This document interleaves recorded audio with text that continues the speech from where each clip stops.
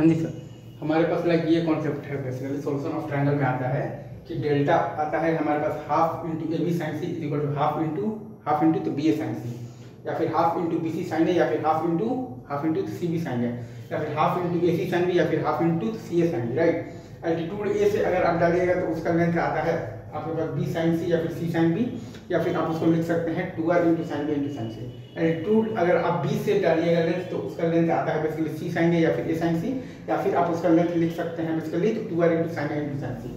और वहीं अगर आप एल्टीट्यूड अगर आप ये सी से डालिएगा लेंथ तो उसका लेंथ आता है आपके पास ए साइन बी या फिर बी साइन ए, या फिर आप उसका लेंथ लिख सकते हैं 2r मतलब इंटू आप लिख सकते हैं साइन ए इंटू साइन बी। हम जानते हैं कि a इज इक्वल टू आता है हमारे पास 2r साइन ए, और b इज इक्वल टू हमारे पास आता है तो 2r साइन b, और c इज इक्वल टू हमारे पास आता है तो 2r साइन c, राइट। हमारे पास आता है basically a is equal to 2r sine A, b is equal to 2r sine b, और c is equal to 2r sine c।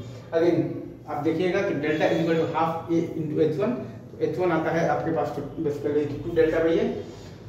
फिर आप लिख सकते हैं delta is equal to half into B into h2, तो h2 आता है आपके पास बेसिकली 2 डेल्टा बाई b, या फिर आप लिख सकते हैं delta is equal to half into c into h3, तो h3 आता है आपके पास 2 डेल्टा बाई c।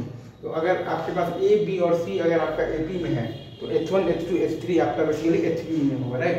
अगर आपके पास a b c अगर आपका AP में है तो h1 h2 h3 आपका बेसिकली HP में होगा। ये सारे रिजल्ट्स मतलब छोटे मोटे हैं बट हाँ थोड़ा सा माइंड में रखिएगा, ठीक है। Thank you very much.